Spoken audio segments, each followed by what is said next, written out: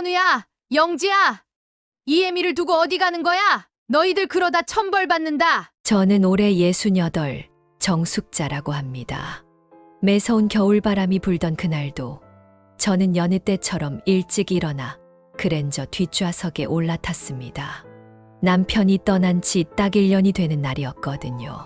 큰아들 현우가 운전대를 잡았고 둘째 영지와 막내 태훈이도 각자 차를 몰고 뒤따랐습니다. 어머니, 이따가 산소 다녀오시고 나서 같이 여행 한번 다녀오시죠. 며느리의 말에 저는 별 생각 없이 고개를 끄덕였습니다. 하지만 뭔가 이상했어요. 평소 같으면 손주들도 데려오고 했을 텐데 오늘따라 어쩐 일인지 아이들은 하나도 보이지 않았거든요. 손주들은 왜 안 데려왔어? 아버지 산소에 인사도 드려야 할 텐데. 장모님이 봐주신다고 하셨어요. 오늘은 어른들끼리만 가는 게 좋을 것 같아서요. 대답하는 아들의 목소리가 어쩐지 떨리는 것 같았습니다. 뒷좌석 창밖으로 흩날리는 눈발을 바라보며 저는 가방에서 남편 사진을 꺼내 보았어요. 지난해 이맘때는 병원 침대에 누워 계셨는데 강원도 홍천의 깊은 산자락에 있는 선산으로 가는 길, 자식들은 평소보다 말이 없었습니다. 가끔 휴대폰으로 무언가를 보내고 받는 것 같았지만 제가 물으면 회사 일이라며 얼버무렸죠. 산소에 도착해서 제가 준비해간 음식을 차리는 동안에도 세 남매는 조금 떨어져서 무언가 소곤거렸습니다. 남편과 살아온 40년을 떠올리며 절을 올리는데 갑자기 등 뒤에서 들리는 말소리에 귀가 솔깃해졌어요. 이제 슬슬 출발해요. 벌써 해가 저물어 가는데. 그래, 아버지 산소 정리도 해드려야 하는데 그건 다음에 하고. 왜일까요? 자식들의 말투에서 불안한 기운이 느껴졌습니다. 마치 제게 말하지 못하는 무언가가 있는 것처럼요. 그때만 해도 전 몰랐습니다. 이것이 우리 가족과 함께하는 마지막 산소 참배가 될 거라는 것을요. 차에 오르며 둘째가 말했습니다. 엄마, 이제 산장으로 가볼까요? 겨울산이라 더 좋을 거예요. 그 말을 듣는 순간 제 등줄기로 한기가 스쳐 지나갔습니다. 평소에 우리 자식들이라면 절대 하지 않았을 제안이었거든요.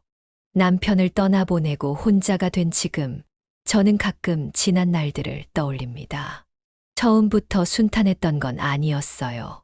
80년대 초반 시댁의 도움으로 대구 성서공단에 원단 공장을 시작했을 때만 해도 저는 겁도 나고 걱정도 많았습니다. 여보, 내가 공장 운영은 처음이라. 걱정 마요. 당신이 잘할 거라 믿어요. 돈 관리도 당신한테 맡길게요. 남편은 늘 그랬어요. 제가 하고 싶은 일이 있으면 적극적으로 지원해주고 제 능력을 믿어주었죠. 처음엔 작은 규모로 시작했지만 점차 거래처가 늘어나면서 공장도 커졌습니다. 직원이 20명, 30명으로 늘어날 때마다 남편과 소주 한 잔씩 마시며 기뻐했던 기억이 납니다. 자식들도 잘 자라주었어요. 큰아들 현우는 은행에 취직했고 둘째 영지는 간호사가 되었죠. 막내 태훈이도 대기업에 들어갔고요. 셋 모두 대학 등록금 걱정 없이 보냈고 결혼할 때도 각각 1억씩 해줄 수 있을 만큼 여유가 있었습니다. 우리도 이제 좀 쉴 때가 됐지 않아요? 남편이 환갑이 되던 해 갑자기 그런 제안을 했어요. 처음에는 반대했습니다. 아직 공장이 잘 돌아가는데 왜 그만두려고 하나 싶었거든요. 하지만 남편의 뜻은 확고했어요. 돈은 충분해요. 이제는 우리 둘만의 시간을 가지고 싶어. 결국 공장을 정리하고 그 돈으로 서울의 작은 빌딩을 하나 샀습니다. 임대료만으로도 충분히 살 수 있을 만한 건물이었죠. 그리고 경북 상주의 조용한 시골 마을로 내려왔어요.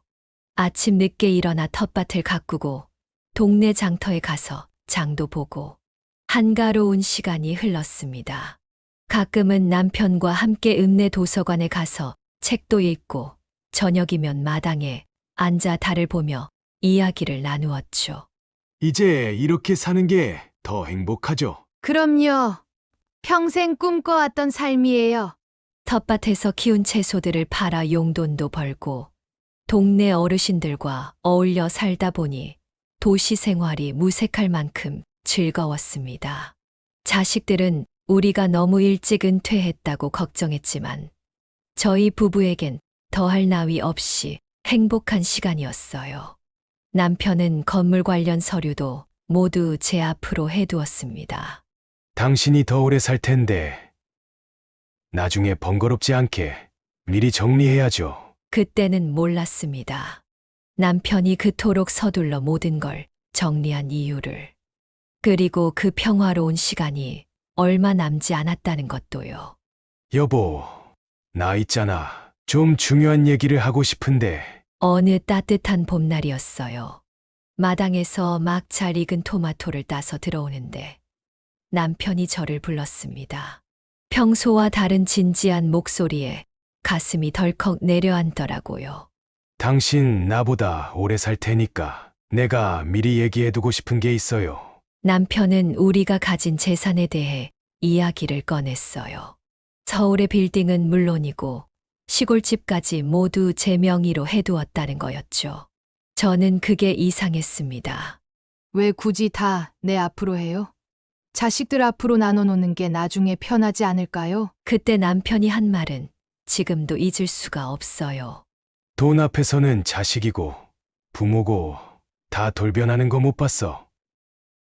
당신도 나만 믿고 아무도 믿지 마. 절대 자식들한테 우리가 얼마를 가졌는지 말하지 말아요. 처음엔 남편의 말이 너무 냉정하다고 생각했어요.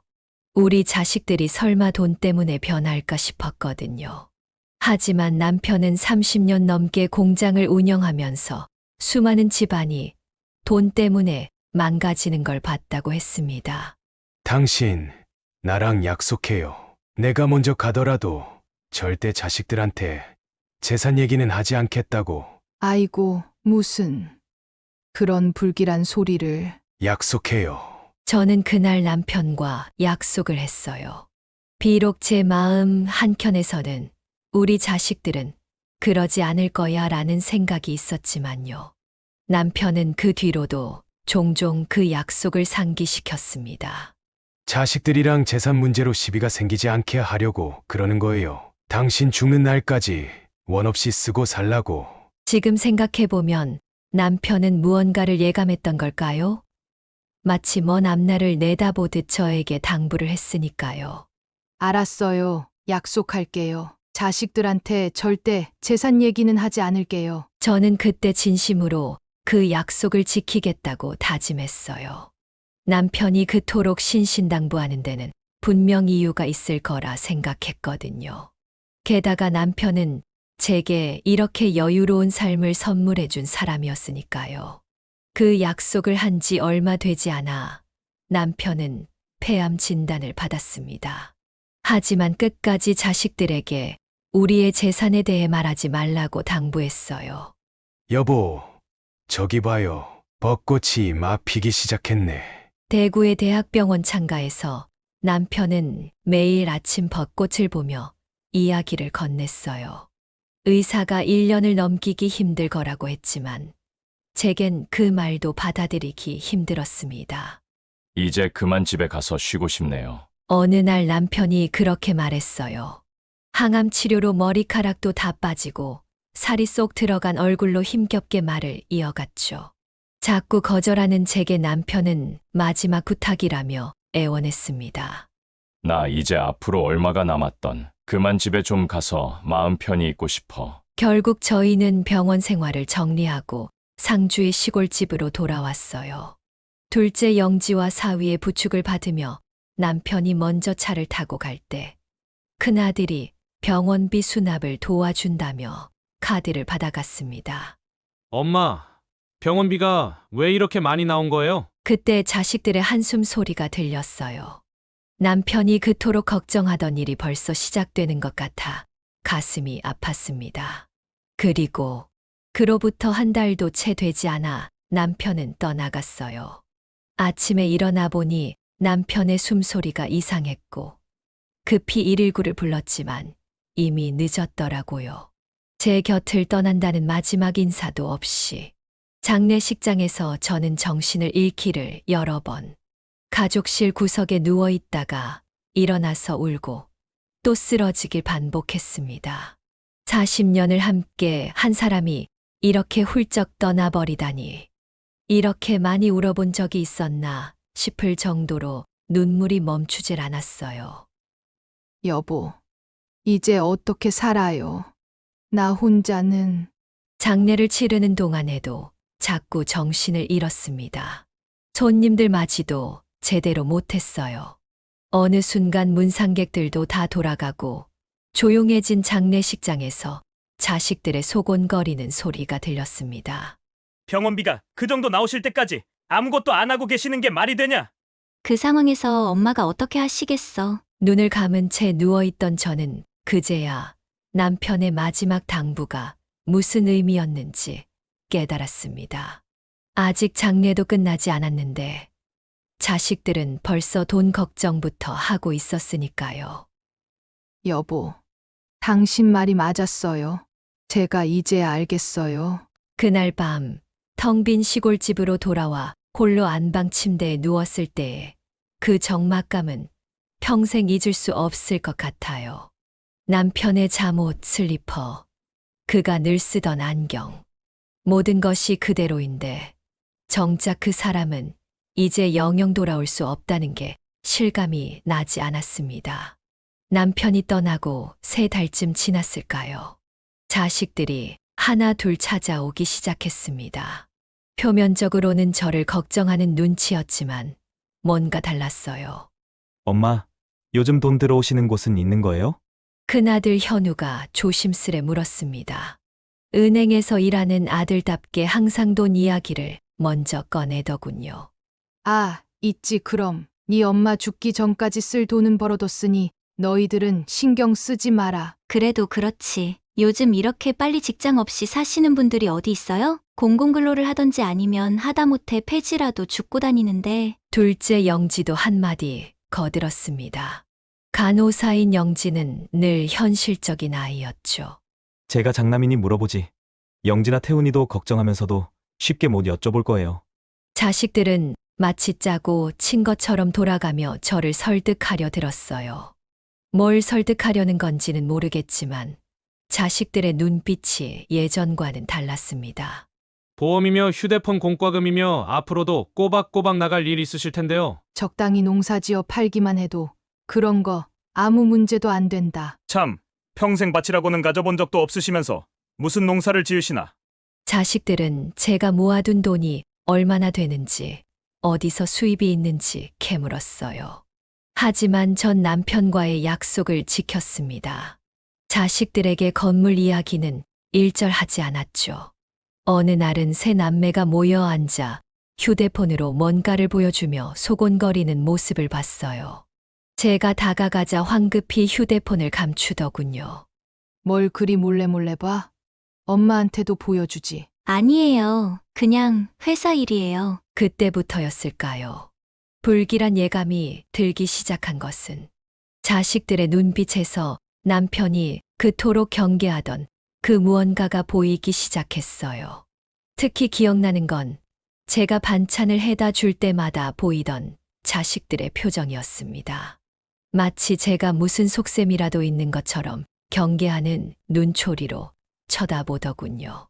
어머니께서 이렇게 자주 오시는 데는 다 이유가 있으실 거예요. 설마 누구 집에서 모시게 하려고? 자식들은 제 선의마저 의심했습니다.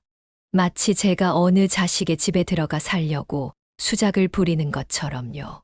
남편이 왜 그토록 재산 얘기를 하지 말라고 했는지 그제야 조금씩 이해가 되기 시작했어요. 어느 날 밤 세 남매가 또다시 모여 이야기를 나누는 소리가 들렸습니다. 이대로 두면 안 될 것 같아. 그래도 우리가 어떻게. 내가 좋은 곳을 알아봤어. 그때는 몰랐습니다. 그 좋은 곳이 어떤 곳인지는요. 그날도 여느 때처럼 눈이 내리고 있었어요. 남편 산소를 다녀온 후 큰아들이 운전하는 차는 익숙한 도로를 벗어나 점점 더 깊은 산속으로 들어갔습니다. 어머니, 양양에 아주 좋은 곳이 있어요. 겨울 풍경이 얼마나 예쁜지 몰라요. 며느리의 말에 저는 가슴이 덜컥 내려앉았어요. 이 차가운 겨울날, 왜 하필 깊은 산속으로 가자는 걸까? 차창 밖으로 보이는 설악산의 험준한 산세가 마치 제 앞날처럼 불안해 보였습니다. 저기, 우리 어디로 가는 거야? 이런 산길로 가다가는 날이 어두워질 텐데. 제 물음에 자식들은 서로 눈치만 볼 뿐이었어요. 차는 계속해서 좁은 산길을 올라갔고 눈은 더욱 거세게 내리기 시작했습니다. 어머니, 걱정 마세요. 제가 다 알아보고 준비했으니까요. 큰 며느리의 말투는 다정했지만 어쩐지 서늘한 기운이 느껴졌어요. 뒤따라오던 영지의 차와 태훈이의 차가 우리 차를 바짝 따라붙었고 마치 제가 도망가지 못하게 하는 것 같았습니다. 혹시 짐은 더 챙겨와야 하는 거 아닌가? 엄마, 거기 다 있어요. 필요한 건 저희가 다 준비해놨으니까 걱정 마세요. 이상했어요. 평소 꼼꼼하던 자식들이 여행 준비물도 제대로 챙기지 않았다는 게. 차는 어느새 해발 800m가 넘는 고지대로 올라왔고 휴대폰 수신도 잘 잡히지 않기 시작했습니다. 내리막길에서 미끄러지면 어쩌려고 이런 데로 오니. 눈길에 사고라도 나면 어쩌려고 그래. 중얼거리는 제 말에 아무도 대답하지 않았어요. 창밖으로 보이는 산장들은 하나같이 낡고 외진 곳에 있었습니다. 간간히 보이는 산장마다 사람의 흔적이라곤 찾아볼 수 없었죠. 아, 이제 다 왔어요. 저기 보이는 산장이에요. 차가 멈춘 곳에는 낡은 통나무 산장 하나가 덩그러니 서 있었습니다. 굴뚝에서 연기도 피어오르지 않는 마치 오래전부터 버려진 것 같은 산장이었어요. 그때였습니다. 남편이 마지막으로 했던 말이 번개처럼 스쳐 지나갔어요. 돈 앞에서는 자식이고 부모고 다 돌변한다고. 당신도 나만 믿으라고. 이제야 알 것 같았어요. 왜 자식들이 갑자기 이런 산골짜기로 저를 데려왔는지. 엄마, 앞으로 여기서 좀 지내고 계세요. 큰아들의 말이 마치 벼락처럼 제 귓가를 때렸습니다. 처음엔 제가 잘못 들은 줄 알았어요. 하지만 자식들의 표정은 진지했습니다. 그게 무슨 말이냐? 여기서 지내라고? 여기는 연고도 없고 어디 나가기도 못하는 곳이잖아. 이제 아버지도 돌아가셨는데 뭐하러 상주에 계세요? 목소리가 떨렸습니다. 산장 안으로 들어서니 먼지 쌓인 가구들과 썰렁한 공기가 저를 맞이했어요. 창문 틈으로 들어오는 찬바람에 온몸이 떨렸습니다. 여기서 마음 좀 추스르고 여생 보내시라고 저희가 사둔 거예요. 둘째 영지가 말했지만 그 말은 선고처럼 들렸어요. 자식들은 이미 짐까지 준비해 와서 방 한켠에 놓았더군요. 제 의견은 전혀 묻지도 않은 채. 잠깐! 이게 다 무슨 소리야? 내가 왜 여기서 살아야 하는데? 나를 여기 버리겠다는 거야? 그제야 큰며느리가 입을 열었습니다. 어머님, 버리다니요. 여기가 제가 어렸을 때 살았던 동네고 저희 친정아버지가 사시던 곳이에요. 하지만 그건 말도 안 되는 변명에 불과했죠.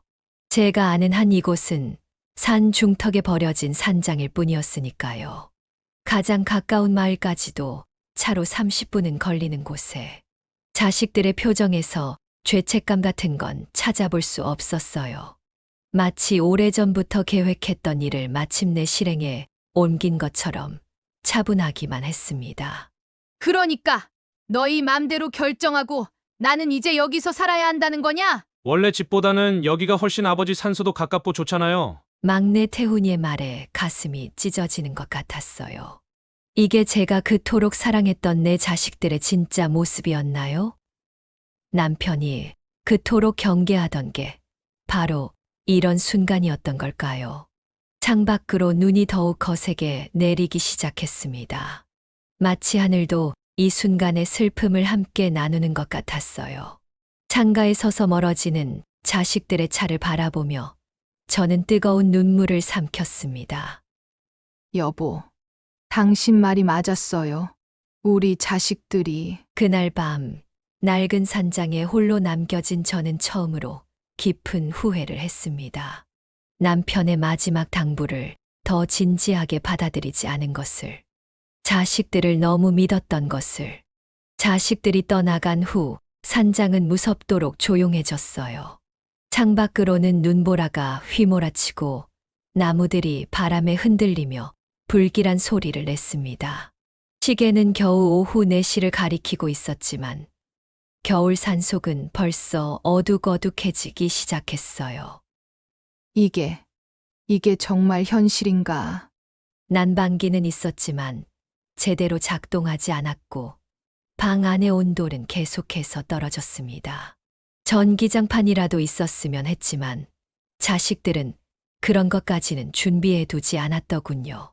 오직 담요, 몇 장과 간단한 옷가지들 뿐.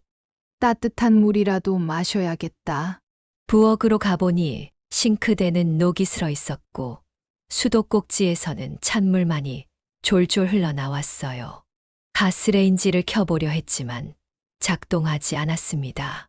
배고픔을 달래기 위해 찬장을 열어보니 신라면 2봉지와 햇반이 전부였어요.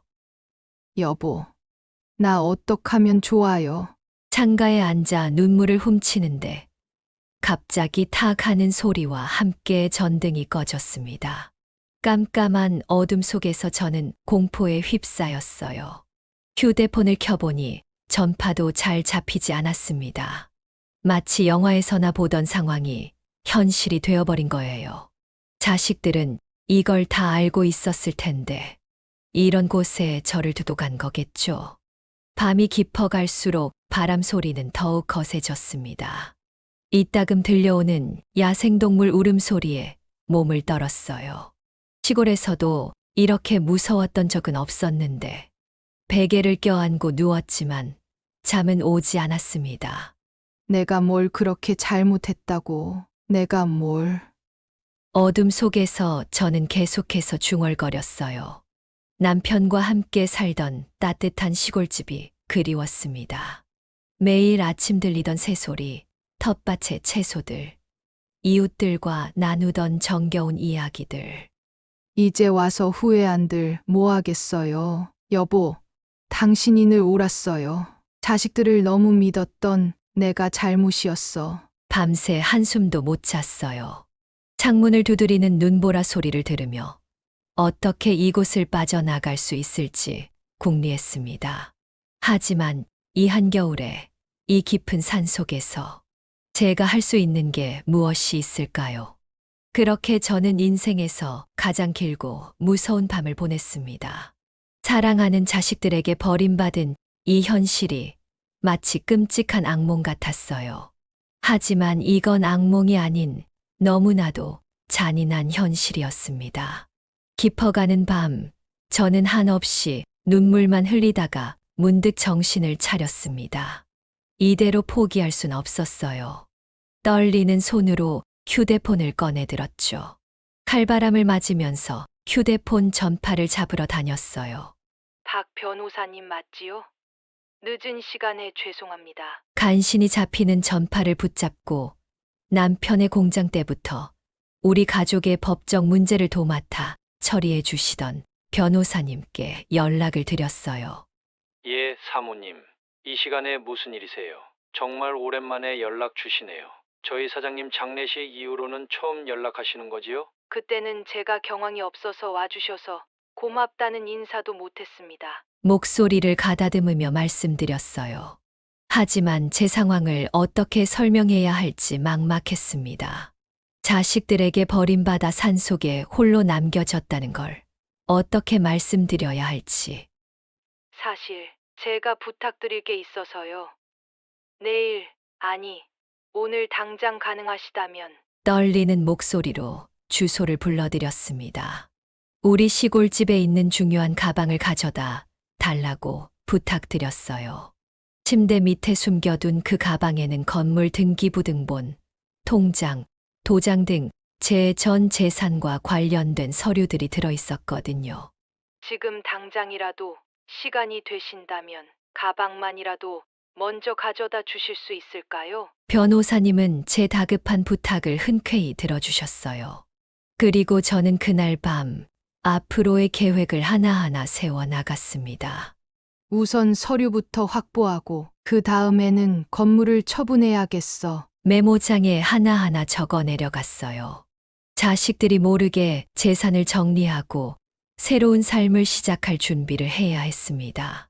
그리고 무엇보다 이 모든 계획은 완벽히 비밀로 지켜져야 했어요. 이제 더 이상 눈물은 없었어요. 오직 이곳을 벗어나기 위한 의지만이 가득했습니다. 그날 밤 저는 한 줄 한 줄 계획을 세워 나갔어요. 변호사님이 가방을 가져다 주시면 그때부터가 진짜 시작이었습니다. 이제 더 이상 순진한 어머니가 아닌 제 권리를 지키기 위해 싸우는 한 사람으로서 더 이상은 자식들한테 당하지 않을 거야. 매서운 겨울바람이 얼굴을 때렸지만 이상하게도 마음은 차분해졌습니다. 이제 더 이상의 눈물은 없다. 달빛 아래 서서 깊게 생각에 잠겼어요. 제가 그동안 얼마나 어리석었는지를, 자식들을 믿고 지켜보려 했던 제 모습이 우스워지더군요. 자식이라고 다 내 편일 거라 생각한 제가 잘못이었네요. 그동안 내가 못해준 게 뭐가 있다고. 대학 등록금에 결혼할 때 각각 1억씩. 그것도 모자라 이제는 절 이런 곳에 버리다니. 가슴 한켠이 찢어지는 것 같았어요.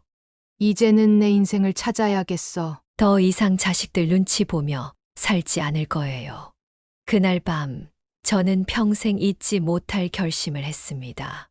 서울의 건물도 모든 재산도 정리해버리기로요.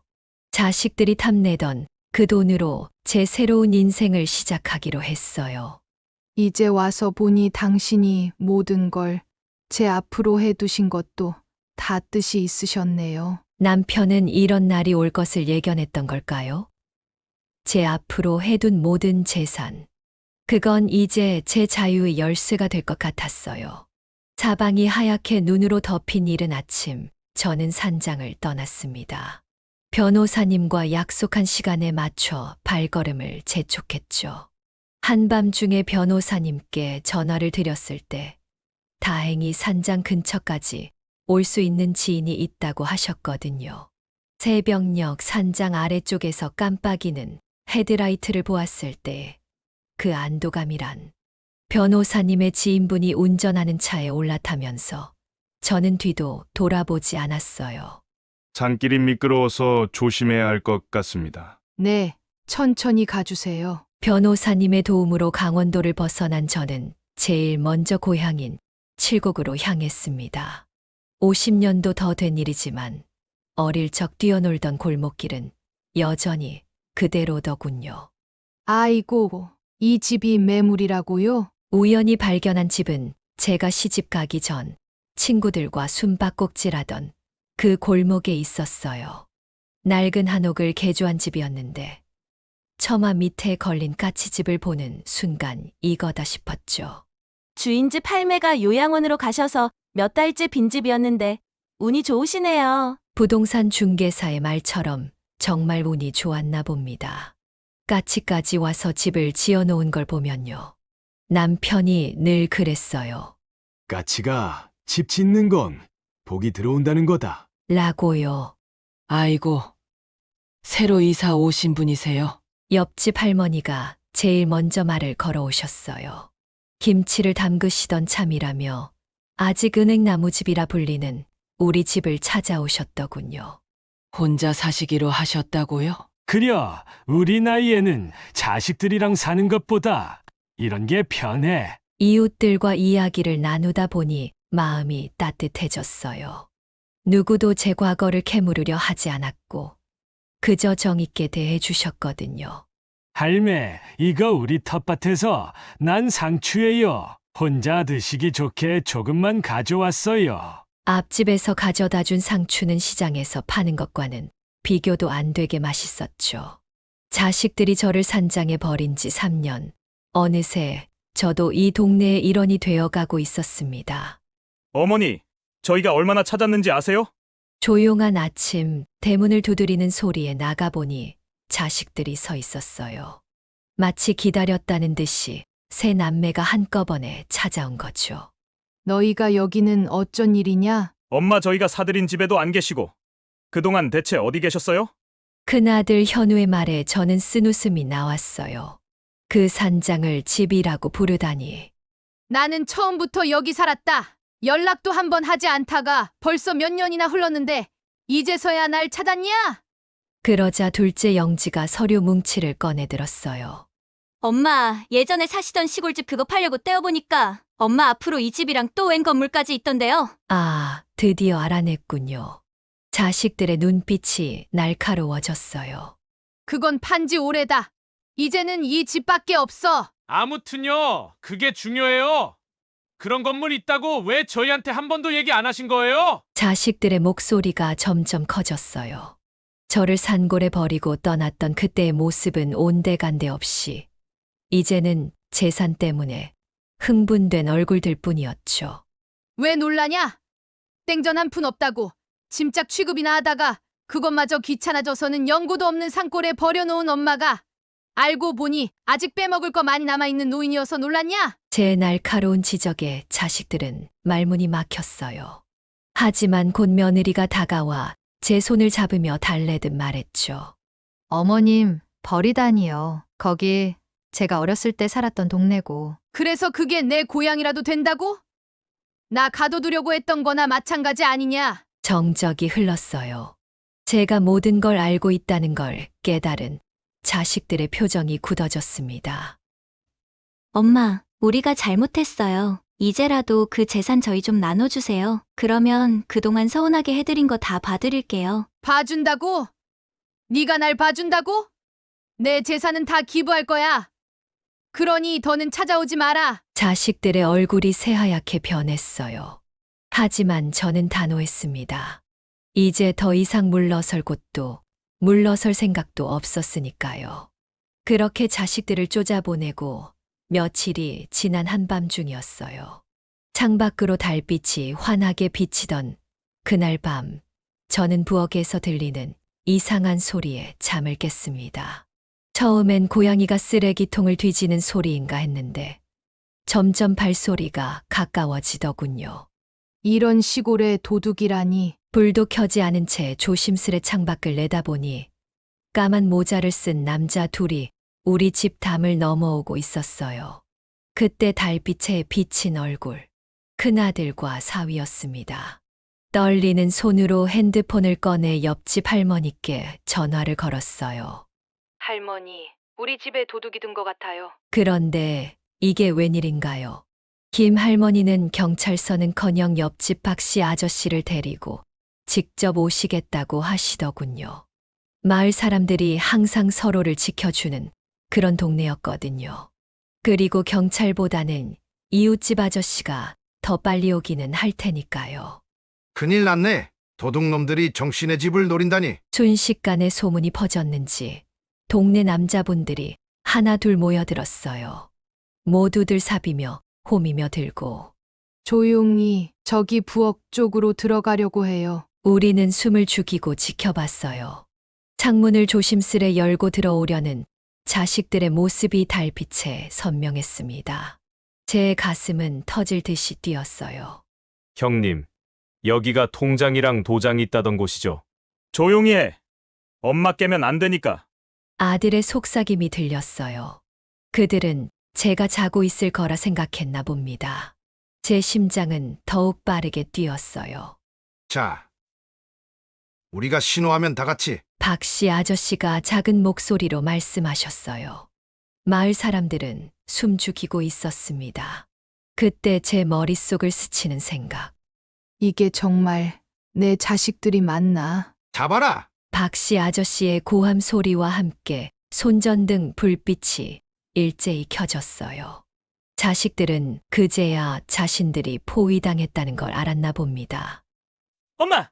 달빛에 비친 큰아들의 얼굴이 창백했어요.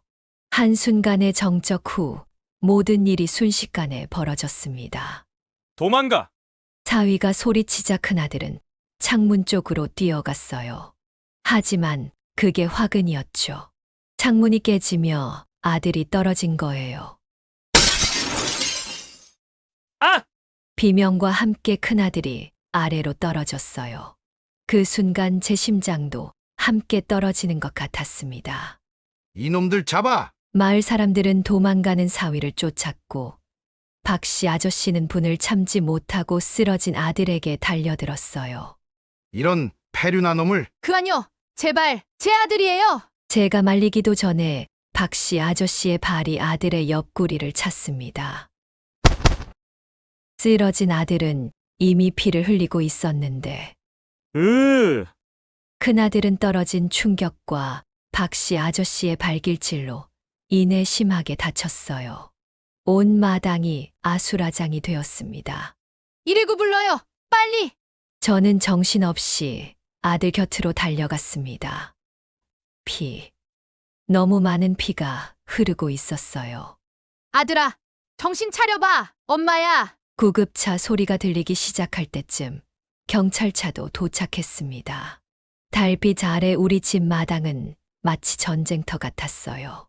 쓰러진 아들, 잡혀있는 사위, 그리고 흥분한 마을 사람들. 그날 밤 저는 처음으로 제 선택이 과연 옳았는지 의심하기 시작했습니다. 갈비뼈 3대가 부러지고 내부 장기 손상까지. 대구의 병원 복도에서 의사 선생님의 설명을 듣는데 제 귀에는 하나도 들어오지 않았어요. 중환자실 유리창 너머로 보이는 아들의 모습이 너무 아파 보여서. 어머니가 신고했다면서요?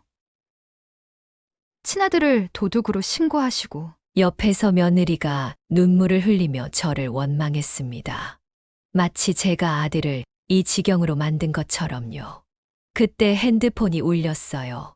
동네 이장님이었습니다.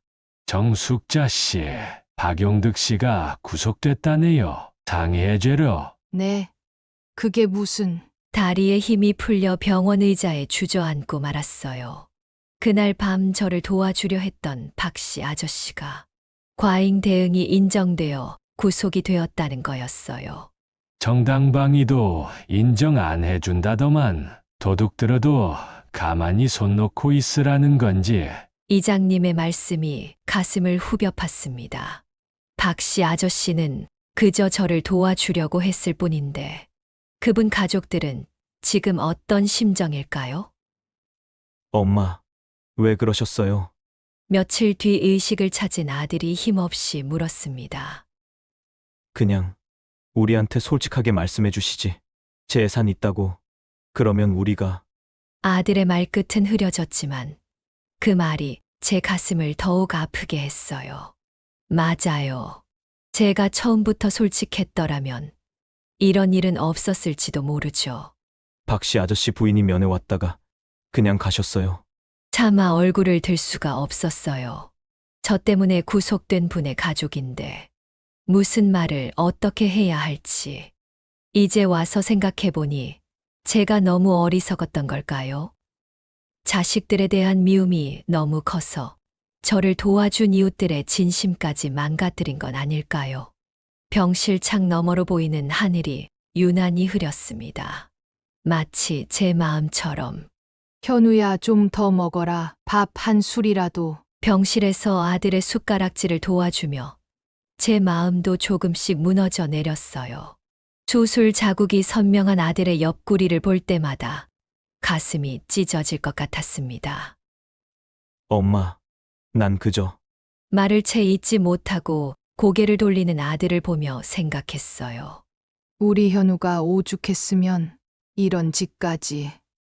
간호사가 링거액을 갈아 끼우는 동안 복도에서 둘째 영지와 막내 태훈이가 눈치를 보며 서 있는 모습이 보였어요. 병실에 들어오지도 못하고 그저 멀리서 형을 바라보기만 하는 자식들의 모습이 짠하기만 했습니다. 여보. 문득 남편 생각이 났어요. 당신이 살아계셨다면 어떻게 하셨을까? 재산을 움켜쥐고 자식들을 멀리하는 게 과연 옳은 걸까? 어머니, 이제 좀 편히 쉬세요. 제가 있을게요. 며느리가 저를 의자에 앉히며 말했어요. 요즘 며느리는 매일 병간호를 하면서도 한 번도 짜증을 내지 않았습니다. 창밖으로 석양이 물들 때쯤 문득 깨달았어요. 제가 그동안 얼마나 완고했는지를. 자식들이 잘못한 건 맞지만 그들도 나름의 사정이 있었겠죠. 여보, 제가 너무 심했나요? 당신은 자식들 미래까지 걱정하셨는데 전 제 상처만 생각했네요. 그날 밤 병실 의자에 앉아 긴 생각에 잠겼어요. 어쩌면 재산 문제를 다시 생각해 볼 때가 된 걸까요? 변호사님, 제가 마음을 바꿨어요. 대구의 한 찻집에서 변호사님을 만났어요. 며칠을 뜬 눈으로 고민한 끝에 내린 결정이었습니다. 건물을 팔아서 각각 증여하려고 해요. 큰아들, 딸, 막내, 이렇게요. 박영득 씨 거는요? 도와주러 오신 거였다고 탄원서라도. 변호사님의 말에 저는 잠시 눈을 감았어요.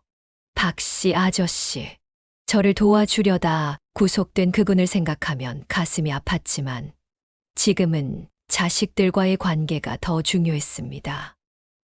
그건 그분 가족이 알아서 하시겠죠. 제 대답에 변호사님의 표정이 좋지 않았어요. 하지만 저는 이미 결심을 한 뒤였습니다. 어쨌든 잘못을 했으니 구속이 된 거겠죠. 스스로를 설득하려 했지만 목소리가 떨렸어요. 박 씨 부인이 매일 아침 병원에 면회 오셨다가 절 볼까봐 그냥 돌아가시던 모습이 자꾸 떠올랐거든요. 엄마가 우리 잘못을 용서해 주신 거예요? 재산 분배 얘기를 듣고 찾아온 영지의 눈에는 기쁨이 가득했어요. 태훈이도 좋아하더군요. 큰아들은 아직 병실에 누워 있었지만 얼굴에 혈색이 돌아오기 시작했습니다. 우리 가족이 자시 하나가 되는 거예요. 며느리의 말에 저도 따뜻한 기분이 들었어요. 하지만 동시에 마을 사람들의 싸늘한 시선이 느껴졌습니다. 이게 다 내 자식들을 위해서야. 어쩔 수 없는 거야. 밤마다 이불 속에서 중얼거리는 말이었죠. 하지만 그럴수록 더 크게 들리는 양심의 소리. 과연 이게 옳은 걸까요? 정숙자 씨 지나가네. 동네 슈퍼 앞에서 들려오는 할머니들의 속삭임이 가슴을 에었어요. 예전에는 반갑게 불러주던 이웃들이 이제는 절 보면 고개를 돌리거나 먼 발치에서 수군대기만 했습니다. 친자식은 살리고 도와준 이웃은 감옥에 보내고 참 나쁜 사람이야. 등 뒤에서 들리는 말들이 칼처럼 날카로웠어요. 하지만 전 외면했습니다. 대신 병원에서 퇴원한 큰아들 집으로 발걸음을 재촉했죠. 어머니, 이제 우리 집에서 드시고 가세요. 아까 영지도 온다고 했어요. 며느리의 말에 따뜻함이 느껴졌어요. 식탁에는 세 자녀가 모두 모였고 손주들의 웃음소리가 집안을 가득 채웠습니다. 엄마, 이제 우리 자주 봐요. 그동안 서운하게 해드려서. 영지가 제 손을 잡았어요. 따뜻한 가족의 정. 이게 제가 그토록 원하던 거였잖아요. 하지만 왜 이렇게 마음이 무거운 걸까요? 박씨네가 이사 간대. 그럼 그렇지. 누가 이런 동네에서 살겠어. 이웃들의 수군거림이 귓가에 맴돌았습니다. 그들의 인생이 제 때문에 완전히 뒤틀어져 버린 거죠. 엄마, 이제 우리가 효도할게요. 그동안 저희가 잘못했잖아요. 자식들의 다정한 말에도 가슴 한켠이 시렸어요. 가족의 행복을 되찾는 대신 저는 한 가정을 완전히 망가뜨린 걸까요? 밤이면 찾아오는 악몽, 박씨 아저씨의 구속된 모습, 그의 아내가 절 원망하며 우는 모습, 그리고 동네 사람들의 싸늘한 시선들. 하늘이 알아서 하겠지. 내가 어쩔 수 있는 일이 아니야. 스스로를 위로하지만 그 말이 공허하게 들리는 건 왜일까요? 자식들과의 관계는 회복됐지만 그 대가로 너무 많은 것을 잃은 것 같아요. 돈이라는 게 참 이상하죠. 있을 땐 몰랐는데 그걸 나누고 나니 오히려 제 마음이 더 가난해진 것 같아요. 자식들은 행복해 보이지만 전 자꾸 허전해져만 갑니다. 그때는 혼자였어도 당당했는데 이제는 가족들에게 둘러싸여 있어도 제 마음 속엔 큰 구멍이 생긴 것 같아요. 양심을 버린 대가로 얻은 평화. 그게 과연 진정한 행복일까요?